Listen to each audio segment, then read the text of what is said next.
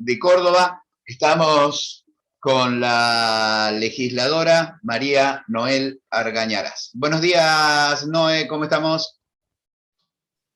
Hola, buen día. ¿Me escuchan ahí bien? Sí, perfecto. Bueno, Noé, la preocupación, ¿no? La preocupación de lo que está pasando con Camino de las Sierras. Lo que se decidió, lo que se votó por amplia mayoría. Vos sabés que siempre contamos y hablamos de la escribanía, que hoy es legislatura. Bueno, ¿a qué autoriza legislatura y vos por qué creés que Camino de las Sierras ya está empezando a hacer el trabajo sucio que de repente no quiere hacer la provincia?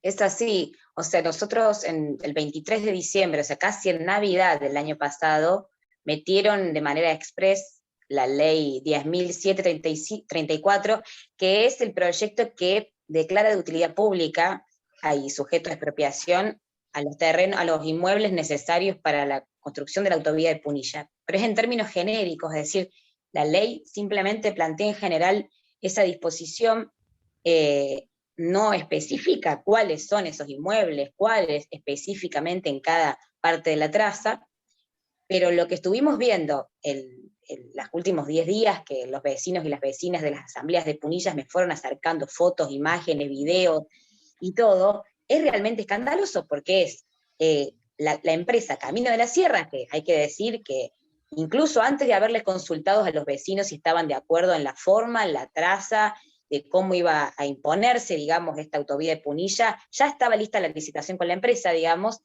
para avanzar en la obra. Esta misma empresa está ingresando sobre viviendas particulares, se meten adentro de las casas de los vecinos, sacan fotos, miden los perímetros, lo cual obviamente a un vecino, una vecina que está en la zona, que sabe que es parte de su vivienda, está cerca o va a pasar cerca de la zona en la que se va a construir la autovía de Punilla, empieza a sentir miedo, temor, no entiende nada, empieza a consultar. Y cuando la empresa quiere justificar por qué ingresó a su casa, por qué está midiendo su perímetro, el argumento es que está amparado en esta ley 10.734, que es la que yo decía al principio, que no declara específicamente cuáles son los inmuebles. Es decir, estamos ante un nuevo avasallamiento de la empresa que va a tono con la política del gobierno, ¿no? Porque recordemos que la autovía de Punilla es una autovía que se votó de manera expresa en la legislatura. Cuando se hizo una audiencia pública al final, o sea, a las últimas personas que se les pregunta qué opinan es a los vecinos y a las vecinas que van a ser afectados por la construcción de esta obra, y cuando se hizo la audiencia pública, más del 90% de los vecinos rechazaron, con argumentos de todo tipo, incluso cuestionando el informe de impacto ambiental, porque es una obra que pasa por zona roja, zona protegida, zona de reserva hídrica también, y de bosque. También hay que decir algo que los vecinos insisten, porque también es increíble, o sea, la empresa Camino de las Sierras no solo ingresa a la casa de los vecinos, sino que intentan avanzar en la construcción de la obra, ¿no? Y hay que tener en cuenta que hay interpuesto una medida cautelar, ¿sí?, legal, que presentaron las propias asambleas para evitar que se siga avanzando y para discutir como corresponde cuáles son los riesgos que ven, tanto de impacto social como ambiental, y los vecinos. La justicia todavía no respondió a esa medida cautelar y por ende debería estar frenada la obra. Bueno, eso tampoco importa. O sea, ya en lo que les conté más o menos hay 3, 4 ilegalidades grandes, ¿no? Que son efectuadas por la empresa, por el gobierno, y que pone en un estado de muchísima preocupación a las vecinas y a los vecinos. Noé, ¿no se puede hacer un proyecto para que las asambleas públicas sean vinculantes? Porque no son vinculantes, entonces lo que dice la gente, lo que opina el vecino, lo que opina el ciudadano, es lo mismo que nada, porque a veces estás horas hablando, exponiendo, fundamentando el por qué no, para que después todo quede o todo caiga en saco roto por el hecho de que no son vinculantes. ¿Hay alguna posibilidad? Hoy es difícil con más de 70 legisladores de Hacemos por Córdoba. Es difícil inclusive que el proyecto entre al recinto, pero no habría una posibilidad como para decir, bueno, che, empecemos a presionar como para que las asambleas públicas sean vinculantes.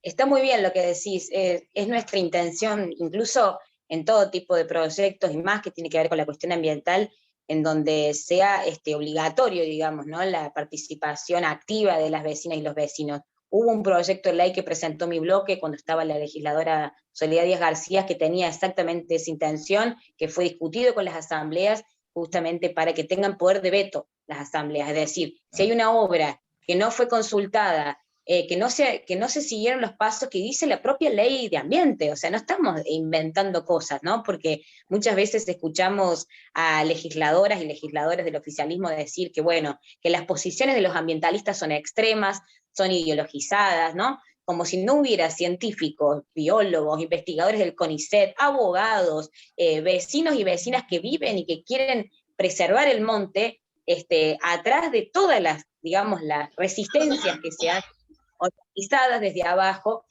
poniendo en cuestión estos proyectos. Y no es menor la lucha que hacen las asambleas, porque las asambleas, y que acompañamos siempre, por supuesto, en las calles y en la legislatura, las distintas fuerzas del Frente Izquierda, porque estamos hablando de que ha obtenido triunfos, es decir, que luchando se les ha dado la razón, no solo por sus argumentos, sino por las enormes campañas que han hecho, que han ganado la opinión pública.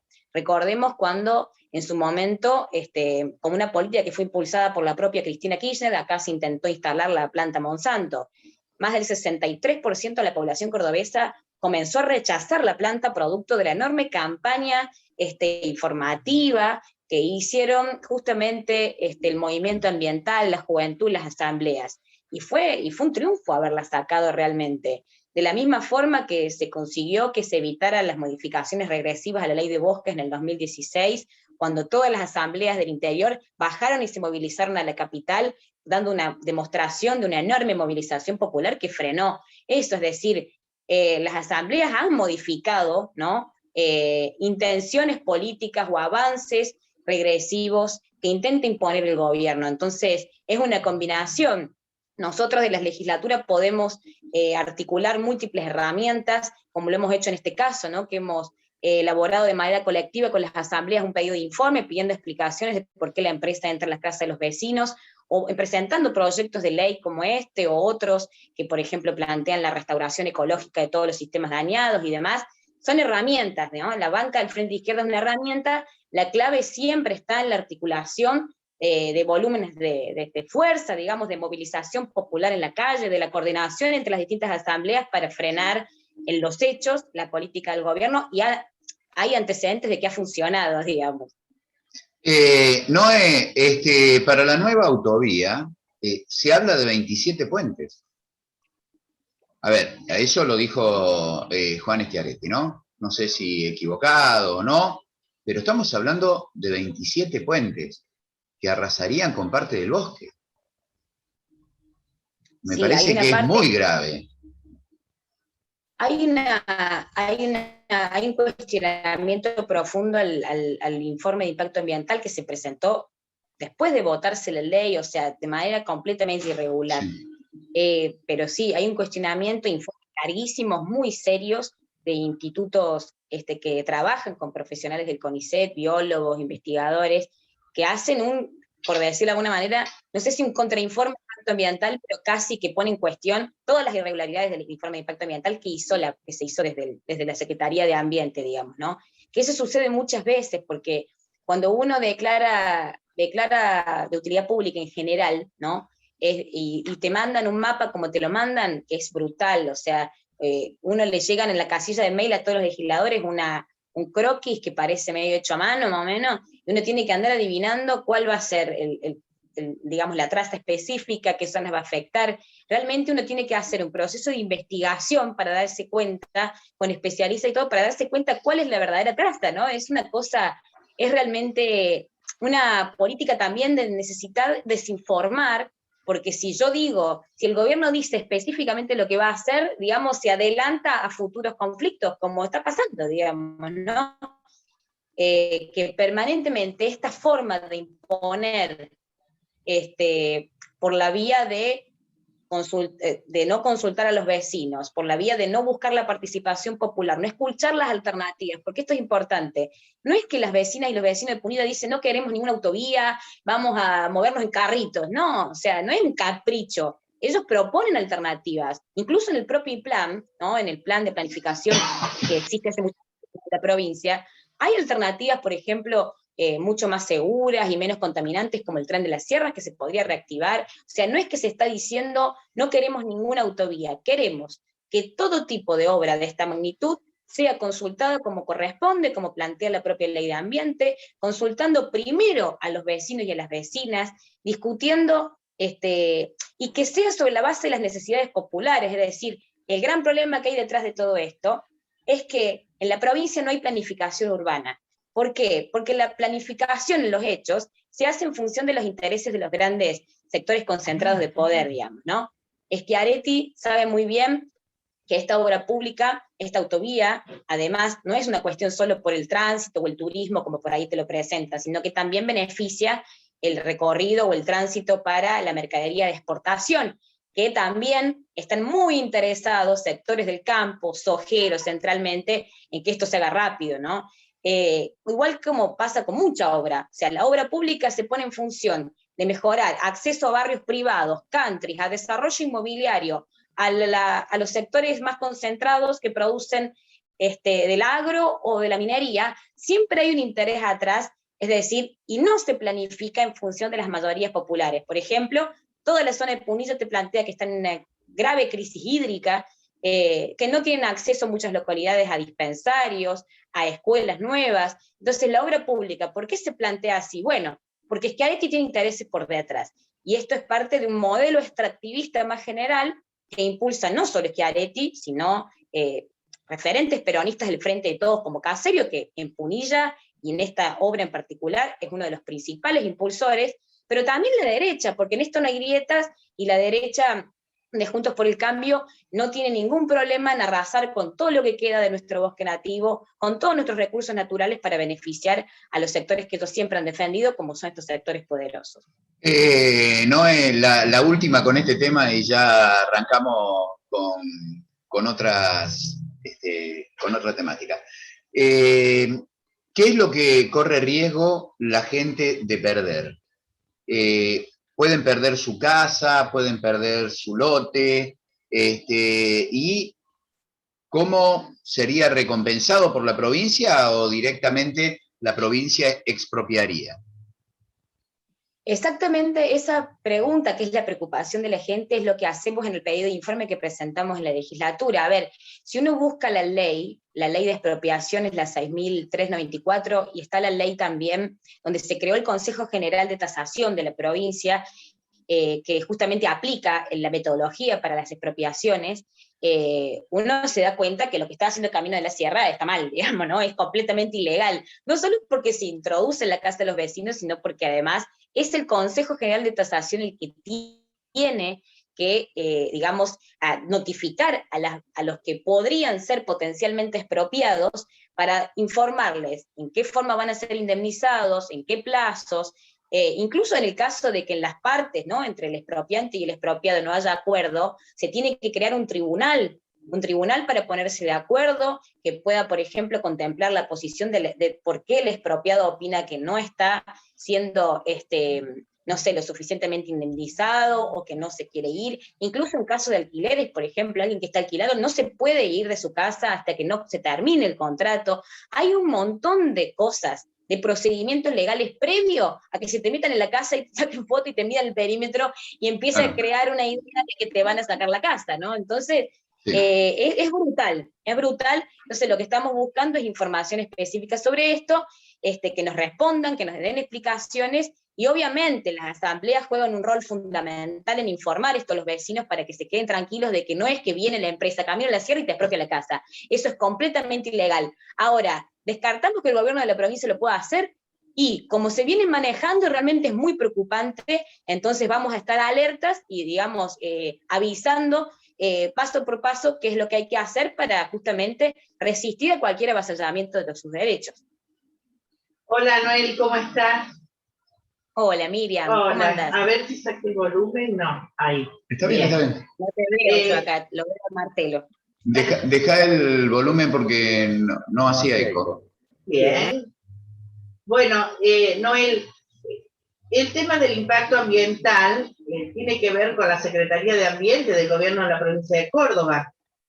En este momento, la Secretaría de Ambiente se comunicó con los legisladores, ustedes los llamaron a alguna de las reuniones para que den a conocer cuáles son los impactos ambientales de lo que ustedes están reclamando. Y seguramente yo escuché que puede ser que esté Viviana Barato nuevamente en la Secretaría de Ambiente.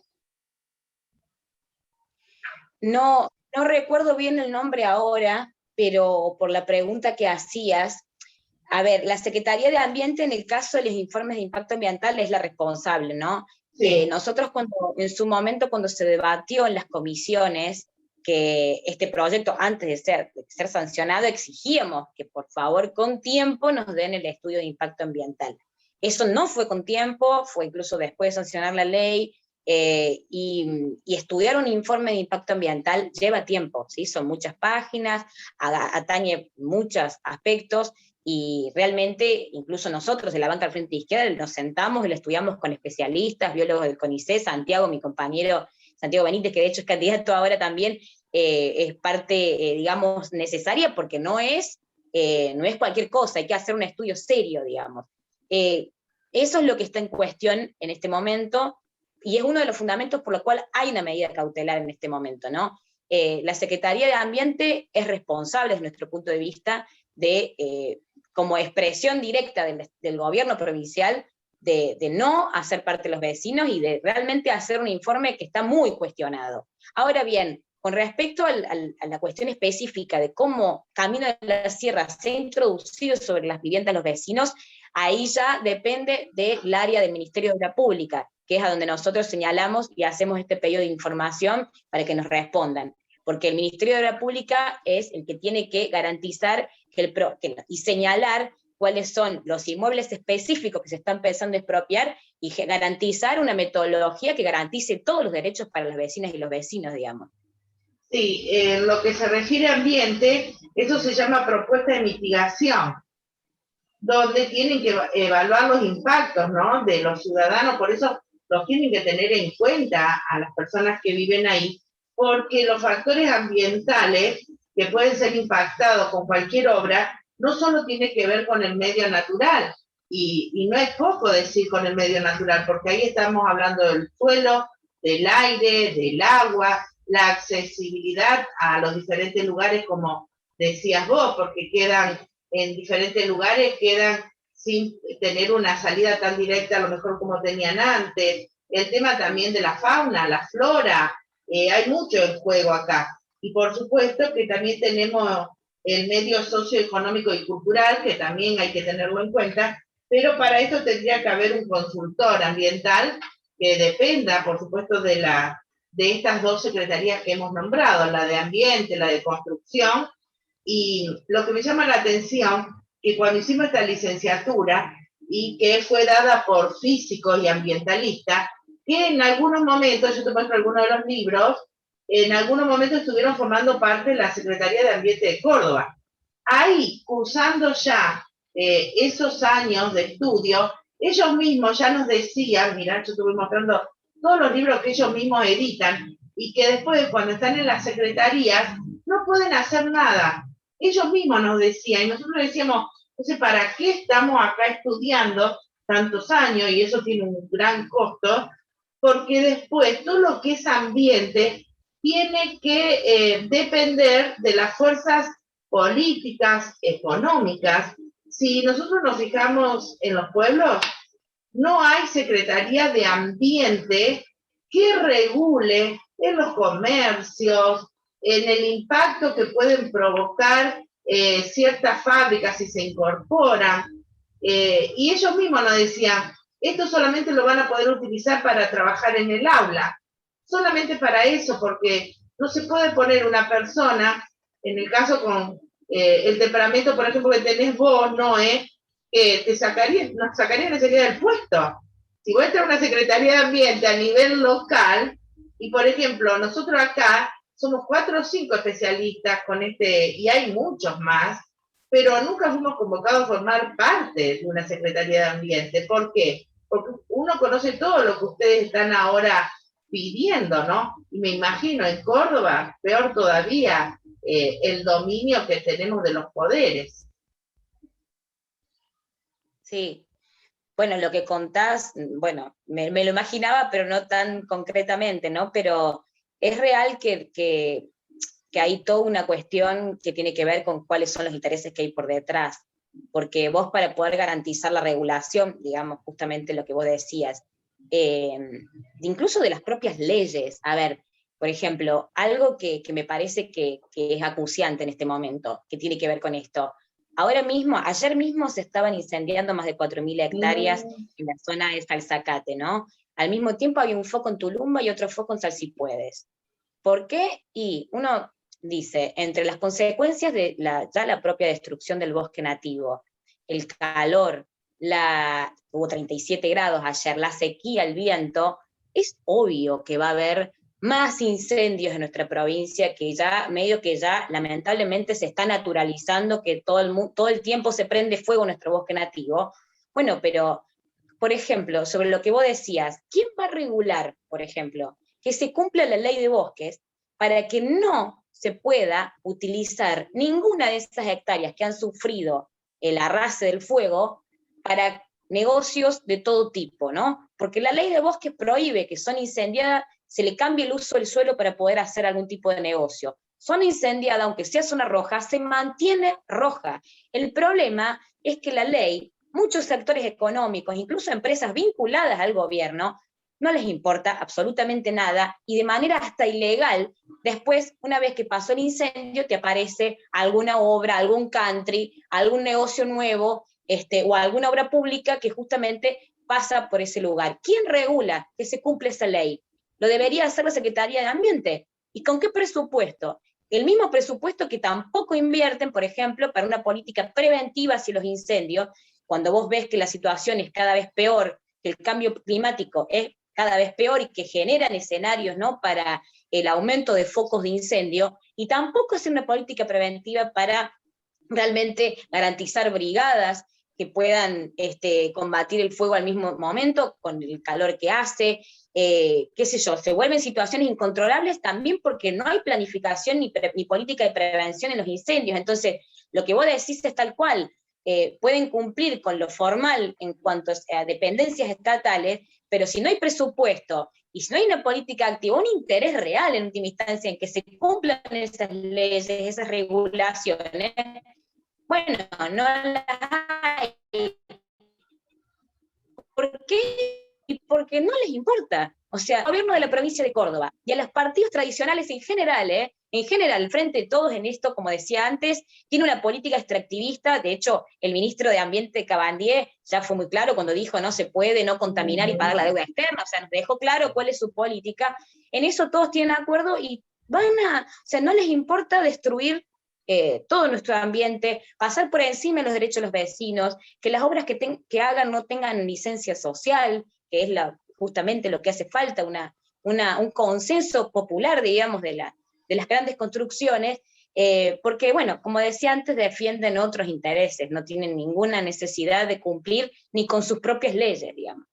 Qué importante sería investigar, como se hizo con los vacunados VIP, investigar quiénes estuvieron comprando ya los lotes que se incendiaron cerca de Carlos Paz, o en Carlos Paz mismo. Uno se fue enterando. Hay gente que está formando parte del gobierno municipal y provincial. Van comprando lotes, y vos decís, en tan pocos años de trabajo en el gobierno, y ya pudieron aprovechar estos lotes, ¿no? Y bueno, todo te lleva a pensar mal, no sé si mal, es lo que realmente toda persona que decide pensar de manera coherente, razonable, sin ataduras políticas, ni por cuestiones personales, sabemos que es para ese fin. Sí, es así. Una investigación independiente del propio Estado debería ser, ¿no? Organizada por los propios vecinos, por organizaciones en defensa del ambiente, por las brigadistas, qué sé yo, una investigación que surja desde abajo con independencia del Estado. Eso realmente podría darnos una visión para poder incluso castigar con multas, con inspecciones a todas las empresas, a todos los grupos económicos que están detrás de todo tipo de negocio ilegal sobre nuestra tierra protegida, digamos. Noé, ¿qué posición tienen ustedes con el último trabajo que se hizo de investigación y llegaron a la conclusión de que se ajustó el PAICOR en un 10% y que para cada chico es 23 pesos lo que le corresponde para el alimento, ¿no? El ajuste de la provincia, ¿van a hacer algún pedido de investigación con lo que tiene que ver con esto? Porque me parece que es una atrocidad haber ajustado el PAICOR precisamente, que es lo que le da de comer a nuestros pibes y a las familias en estado de vulnerabilidad. Sí, es una situación, es terrible, es terrible.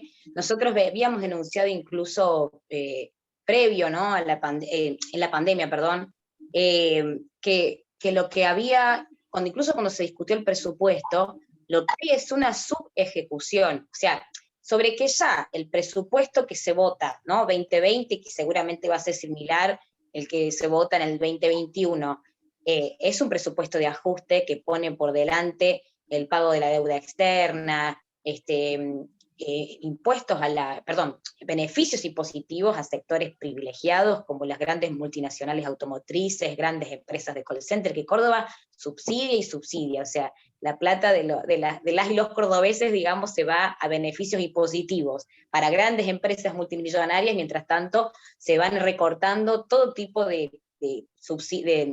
¿cómo se dice?, de designaciones a áreas sensibles, ¿no? Desde la mujer hasta la comida de los chicos, hasta el presupuesto para el gasto social. Entonces, ya veníamos denunciando que hay una subejecución de un 30% de lo que se había designado para este año en la cuestión de PAICOR. Con la excusa de la pandemia te pasan todo, te dicen, no, bueno, pero hubo pandemia, entonces no gastamos, qué sé yo. Bueno, claro, no gastaste, pero no garantizaste las viandas calientes para los chicos para que coman en medio de la virtualidad, ni hablar de los que quedaron afuera por la conectividad y demás. O sea, ya de por sí vemos en la pandemia una actitud completamente no sé cómo decirlo, no sé si es desprecio la palabra, pero yo parece desprecio para todos los hijos, los niños, ¿no?, de las familias populares. Y esto que está sucediendo ahora es una discusión que por supuesto la vamos a dar en la legislatura y que ya adelantamos, me parece a mí, de que el presupuesto para el año que viene va a pasar lo mismo, ¿no? O sea, el presupuesto tanto nacional como de la legislatura que ya empezó a discutirse, va a ser un presupuesto de ajuste también, porque se sigue discutiendo que todo el gasto social es la variable de ajuste para garantizar no solo, como decía, beneficios para los sectores más poderosos, sino también para pagar al Fondo Monetario Internacional. Ahí está la explicación de por qué se ajustan en áreas tan sensibles como el PAICOR, se ajustan en áreas tan sensibles como el polo de la mujer, la combate a la violencia. O sea, realmente es increíble, digamos, y la lógica en general que tienen los presupuestos que se discuten en la legislatura de la provincia son similares a las lógicas de los presupuestos que se imponen desde Nación, desde el Congreso, ¿no? Donde se recortan porcentajes increíbles de gasto social. Yo creo que la respuesta hoy ya, sobre la situación del PAICOR, no solo garantizarle la comida a todos los chicos, para mí debería haber como mínimo una triplicación del presupuesto a lo que hay hoy, pero a su vez también pensar cómo garantizamos mejores condiciones para todas esas camareras y camareros que vienen peleando durante la pandemia, preocupados por los chicos, que vienen señalando que las despidieron, que las precarizaron y que nadie pensó en los chicos. Y hay que dar una respuesta integral, ¿no? Incluyendo también a quienes son protagonistas de llevar adelante ese derecho, ¿no?, que es el PAICOR para todos, que son las propias trabajadoras también. Bueno, yo creo de que es bastante contradictorio el mensaje que está dando Juan Schiaretti y sus candidatas, por el hecho de que, a ver, Córdoba está debiendo más de 200.000 millones, 236.000, creo que de deuda, y hablando con un economista de la ciudad de Córdoba, me decía de que muy probablemente sea complicado para Córdoba lo que es diciembre y enero, para los nuevos pagos que tiene que hacer de intereses nada más, que son de 13.000 millones. ¿Se toca ese tema en legislatura de la deuda? Mira, sí, se ha discutido, hay una cierta demagogia, diría yo, ¿no? También de sectores de la oposición al gobierno provincial, de la derecha, de Juntos por el Cambio, el radicalismo, que denuncian que el gobierno provincial adquiere deuda en forma de dólares, planteando una media verdad, como siempre, ¿no? Siempre uno ve, cuando uno ve la pelea entre peronistas y la derecha, los dos dicen medias verdades. La derecha acusa al gobierno de endeudarse para obra pública, que después es todo campaña electoral, ¿no? Y algo de real, por supuesto, Sí, eso tiene. sí, sí. Ahora bien, la derecha, la verdad es que no se le cae la cara, porque venimos de un gobierno de Macri que se endeudó con más de 44.000 millones de dólares con el Fondo Monetario para garantizar, para tratar de ganar la elección. Y uno dice, pero estos son, o sea, se pelean por lo mismo, digamos, hacen lo mismo, se manejan igual, se endeudan, en realidad no, endeudan a las futuras generaciones para sus propios intereses, ya sea ganar una campaña electoral, ya sea beneficiar a sectores poderosos, porque realmente de eso se trata más profundamente, y se señalan unos a otros después en campaña electoral para ver quién hace más demagogia. Yo creo que la situación de la provincia en cuanto a endeudamiento, que es brutal, el gobierno de Schiaretti trató de, en una situación de crisis, de pandemia, patearlos para adelante, lo mismo que se trata de hacer con el adeudo, con el FMI, o sea, si uno ve, hay un patrón lógico, ¿no? Es, yo me endeudo para beneficios propios, para ganar campañas electorales, pero después le dejo esa herencia a generación tras generación, y no genero ni siquiera un beneficio para el pueblo trabajador. Bueno, en la provincia de Córdoba pasa lo mismo. La obra pública, por supuesto que es necesaria. Hay, aparte la población cordobesa no para de crecer, digamos, ¿no? Entonces, es una de las manchas urbanas más importantes del país. Ahora, si la planificación, uno ve y dice, a ver, todo ese dinero que va a obra pública, ¿cuál es la planificación urbana que hace falta? Esa es la gran discusión en la provincia. Entonces, hay doble dimensión, la demagogia de la derecha que denuncia lo mismo que ellos hicieron con el gobierno de Macri, con respecto a la deuda del FMI, y por otro lado está la lógica de quién paga esa deuda y en beneficio de quién van esos recursos. No van para mejorar una planificación urbana que, por ejemplo, garantice una mega obra pública que haría falta para garantizar más de 300.000 viviendas, para solucionar el déficit habitacional, una planificación urbana que sea amigable con el ambiente, donde puedan participar todas las vecinas y los vecinos. Por ejemplo, no van, que aparte eso crearía miles de puestos de trabajo también, ¿no? Que es lo que más hace falta en una provincia con récord en desocupación. Por ejemplo, no hay una planificación urbana para garantizar el transporte público hasta el último barrio popular de la capital, no hay una planificación urbana, por ejemplo, para garantizar dispensarios, escuelas que faltan a roletes, producto también de esa política medio de gueto que tuvo de la Sota de llevar a todos los barrios populares y asentamientos hacia la periferia, que realmente es un modelo ultra neoliberal, y que expresa al máximo la desigualdad social capitalista, ¿no? Como tenés un country, un barrio, una mega torre, y al lado un muro, y ahí viven los barrios populares. Bueno, esa no es planificación urbana, digamos. Ahí está muchas veces la plata de obra pública, además de estas autovías y todo lo que charlábamos antes. Entonces, creo que el gran debate sobre los recursos de la provincia van de la mano en dejar de tomar deuda que sea solo para obras o intereses de sectores más poderosos, realmente desarrollar una planificación urbana con participación popular, digamos, y a la derecha responderle lo que hay que responderle, o sea, no seas cara dura, deja de ir a hacer un show a la legislatura porque lo que hicieron ustedes con Macri es brutal, y ahora todas las fuerzas políticas sin grietas pesa al Fondo Monetario Internacional, que como ya se demostró, va a imponer un ajuste brutal y esas deudas se pagan con el hambre del pueblo trabajador, no hay otra forma. Entonces, desde ese punto de vista, para nosotros hay que darle un cambio, hay que invertir las prioridades y que se pongan por delante las necesidades populares, dar una respuesta a esta crisis, generar empleo, generar vivienda, generar una situación inversa a la que hoy imponen los gobiernos, y bueno, y en el caso del FMI, por supuesto, como siempre hemos planteado, un desconocimiento soberano de esa deuda, que para beneficios del PRO, digamos, no puede ser que el conjunto de la población la esté pagando con sudor y lágrimas, digamos. Noé, como siempre, muchísimas gracias. El tiempo del Zoom es tirano, nos dejó con 4 minutos. Miriam.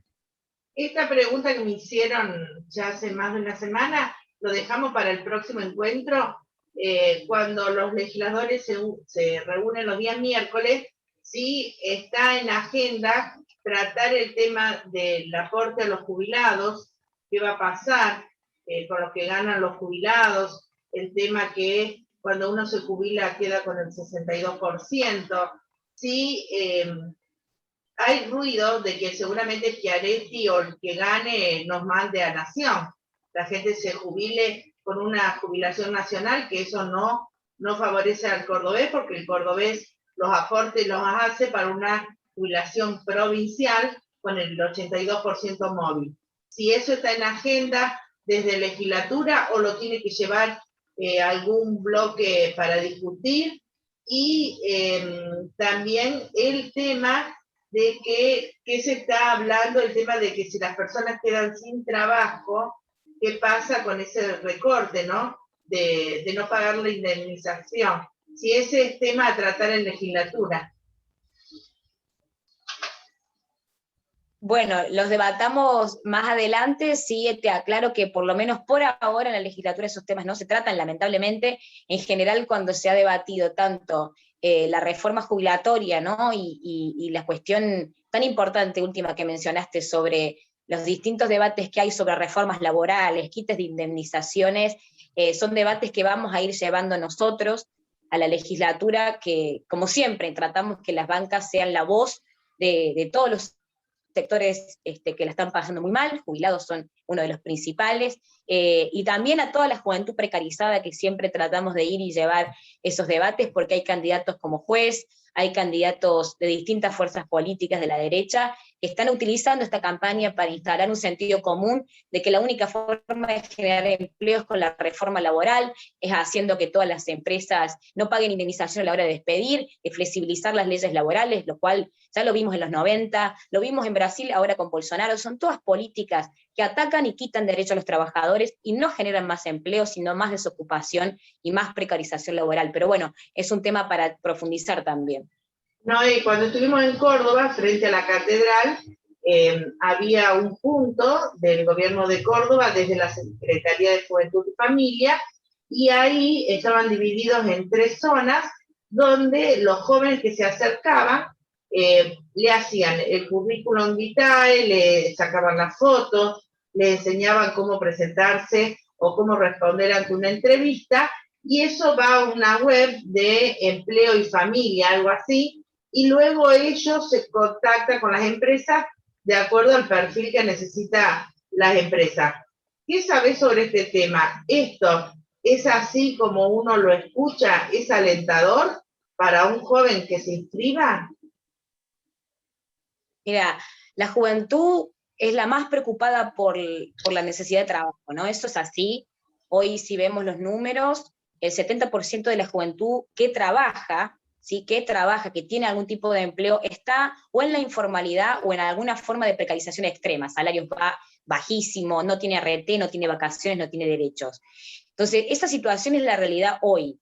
En plena campaña electoral están tratando de generar este tipo de nuevos parecidos a los PPP o planes de trabajo, donde en realidad se les quiere presentar a la juventud como una salida, algo que para mí es un parche, ¿no? Para nosotros es un parche porque en última instancia, por un lado, generan trabajo precario también, nuevo trabajo precario, se subsidia a empresas que han ganado millones en la pandemia, antes de la pandemia y ahora, y el Estado paga casi todo el sueldo, ¿no? De ese trabajador, y son sueldos miserables, miserables. muy, muy miserable. Entonces, lo que hay realmente es un parche. Yo creo que lo que hay que poner en discusión en este momento es que basta de parches, basta aparte de demagogia electoral también en la juventud, cuando en realidad la política estatal y también privada, ¿no? Por supuesto, es realmente la precarización, es generar un sentido común de que la juventud no tiene derechos, de que no conoce lo que es un recibo de sueldo, que no tiene